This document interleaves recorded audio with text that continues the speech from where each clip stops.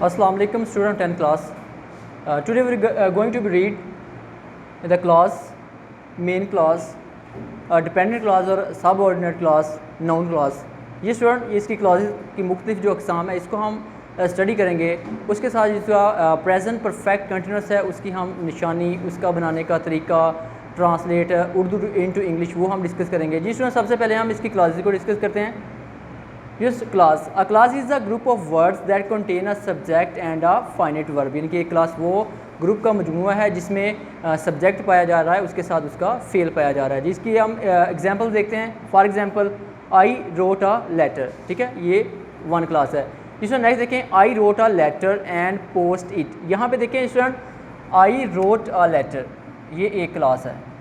उसके बाद I wrote a letter and post it, ठीक है, मैंने खत लिखा और इसे पोस्ट किया, ये दो क्लासेज हैं, यहाँ पे दो डिफरेंट क्लासेज हैं।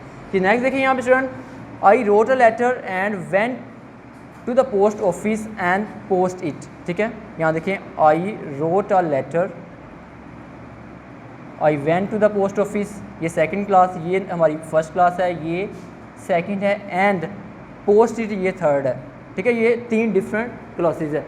जिस स्टूडेंट इसका नेक्स्ट देखें, मेन क्लॉज या इसे हम इंडिपेंडेंट क्लॉज भी कहते हैं। Clause that clear it meaning, ठीक है, ऐसी क्लॉज जो कि अपना मीनिंग ज़ाहिर करती हो, यानी कि जिसको हम सेंटेंस को पढ़ने से उसका जो मीनिंग है, उसका जो मानी है वो हमें समझ आ जाता है, क्लियर हो जाता है, उसको हम क्या कहते हैं, इंडिपेंडेंट क्लॉज या कि main clause. For example, I went to the market, ठीक है, I went to the market यानी कि उसका जो कहने का मकसद है वो पूरा हो चुका है, तो यहाँ पे हम इसको क्या कहेंगे, मेन क्लॉज, ठीक है। सो नेक्स्ट देखते हैं हम डिपेंडेंट क्लास और subordinate class. For example, a class that depend on the other class to clear its meaning. For example, अब यहाँ पे कह रहा है कि एक ऐसी यानी कि क्लास जो कि अपना मीनिंग क्लियर करने के लिए उसी दूसरी क्लास की हेल्प लेना पड़ती है, उसको हम क्या कहते हैं, सब ऑर्डिनेट क्लास या कहेंगे या कि डिपेंडेंट। यहाँ पे स्टूडेंट यहाँ पे इसकी एग्जांपल है। फॉर एग्जांपल, आई नो, ठीक है, आई नो मैं जानता हूँ। अब यहाँ से उस सेंटेंस का, क्लॉज का हमें मीनिंग क्लियर समझ नहीं हो रहा है। तो फॉर एग्जांपल, अगर वो कह रहा है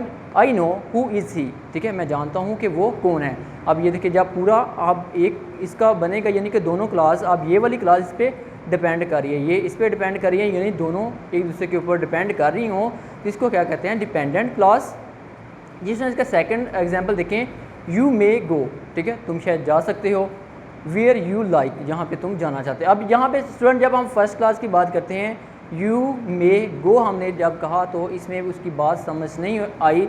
इसका मतलब ये है कि इसकी अनदर दूसरी जो क्लॉज है उसके ऊपर ये डिपेंड कर रही है, जब वो इसके साथ जुड़ेगी दैन इसका जो मीनिंग है वो क्लियर होगा। यहाँ पे देखें, you may go where you like, कि तुम जा सकते हो जहाँ तुम जाना चाहते हो, यानी इसका मतलब है कि ये वाली क्लॉज इसके ऊपर डिपेंड कर रही है। Where you go, where you like जहाँ तुम पसंद करते हो, ठीक है। तो इससे एक चीज़ वाज़िया नहीं हो रही, या कि जब हम ऐसे कह रहे हैं यू मे गो, तुम जा सकते हो, अब इसका भी नहीं हमें मतलब समझ आ रहा। तो जब हम इसको पूरा फुल वन क्लॉज, यानी दोनों क्लॉजेज एक दूसरे के ऊपर डिपेंड कर रही है, जब पूरा इसको हम सेंटेंस पढ़ेंगे तो उससे दोनों का जो मतलब है वो क्लियर होगा।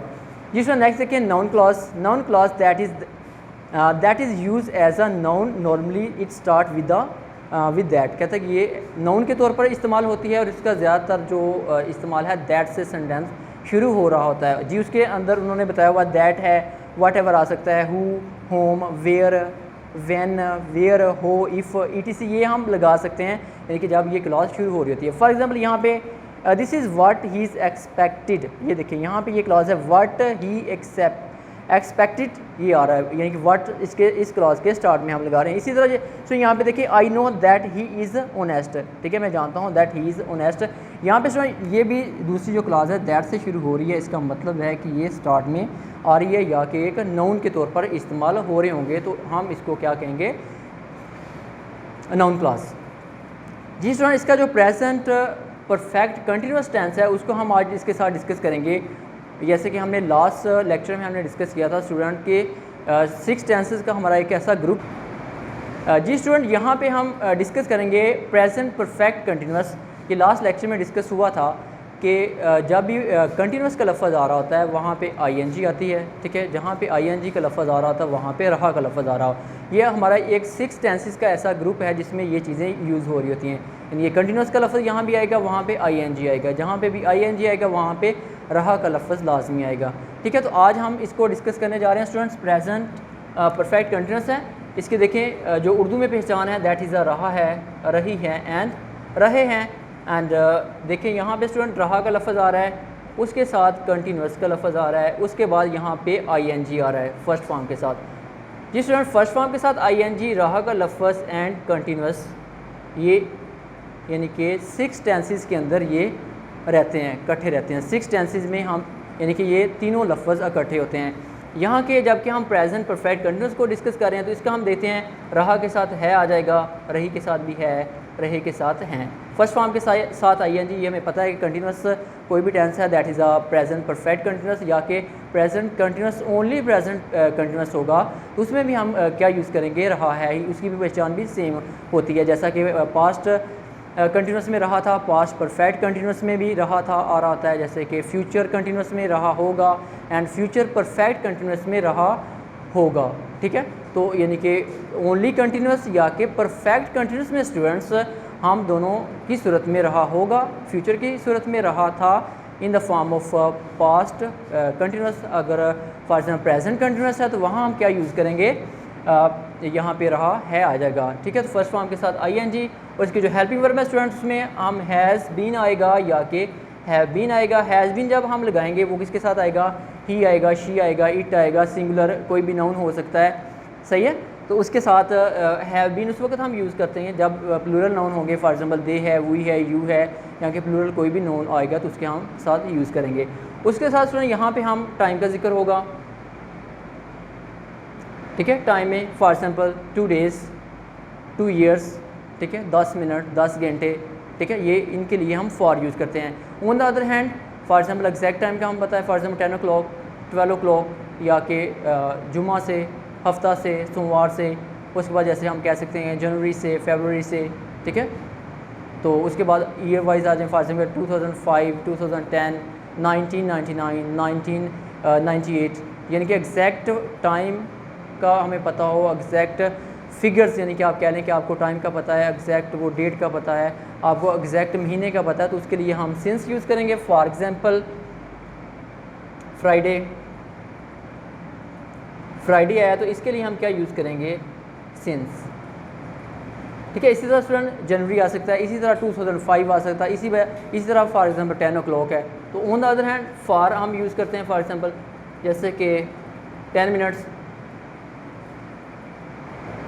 ठीक है, 2 आवर्स, 2 डेज़, 3 मंथ्स, 10 ईयर्स, हमें एग्जैक्ट यहाँ पे पता नहीं है तो इसके लिए हम क्या यूज़ करेंगे, फॉर यूज़ करेंगे। जी स्टूडेंट, ये टाइम का हमने जिक्र कर लिया। उसके बाद हम इसकी एग्जांपल देखते हैं। यहाँ पे स्टूडेंट देखें, वो सुबह से नाश्ता कर रहा है, he has been taking breakfast. यहाँ पे टाइम है तो सिंस लगाएंगे या कि हम फॉर लगाएंगे, उसके साथ टाइम लगाएंगे। ठीक है, for example in the form of negative sentence, negative sentence की सूरत में हम क्या करेंगे स्टूडेंट, कि हैज़ और बीन के बिटवीन में नॉट लगाएंगे। फॉर एग्जाम्पल वो सुबह से नाश्ता नहीं कर रहा है, तो फिर क्या होगा sentence, he has not been taking breakfast since morning. तो अगर फॉर एग्जांपल यहाँ पे आ जाता है क्या, यानी कि इंटेरोगेटिव सेंटेंस है, उसकी फॉर्म में क्या करेंगे कि सबसे पहले हम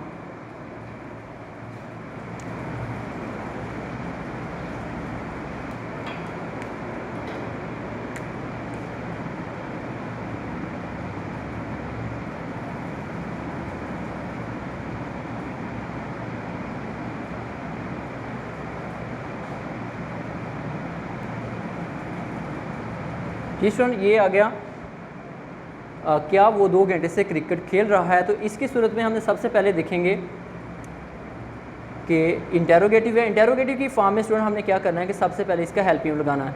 हेल्पिंग वर्ब में देखें कि वो है तो रहा है से हमें पता चल रहा है कि वो एक सिंगुलर नाउन है, यानी कि ही है, सही है। तो अगर रहे हैं हो जाता तो ये दे हो जाना था।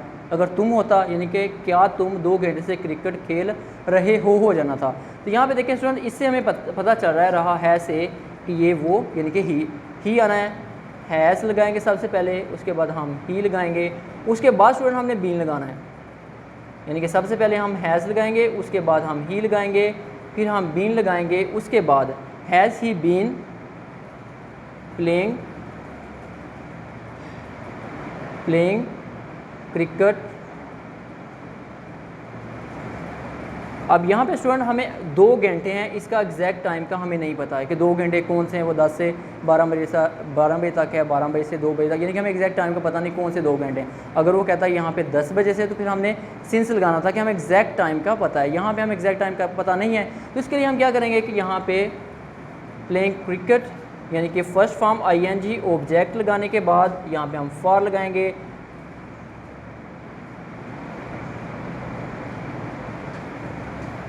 तो उसके बाद हम लगाएंगे इसके लास्ट पे सवालिया निशान।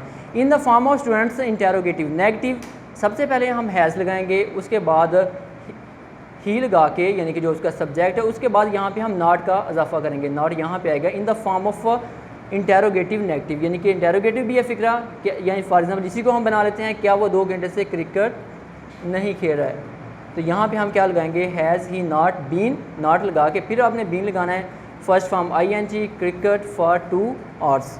ठीक है, ये स्टूडेंट हमने इसका जो प्रेजेंट परफेक्ट कंटिन्यूस है इसको हमने डिस्कस किया, उसके साथ हमने इसकी जो क्लॉज है उसकी डिफरेंट काइंड्स है वो हमने डिस्कस की। इंशाल्लाह नेक्स्ट जो लेक्चर उसमें हम इसका जो ए पोर्शन है उससे डिस्कस करेंगे। जी thank you very much and God bless you.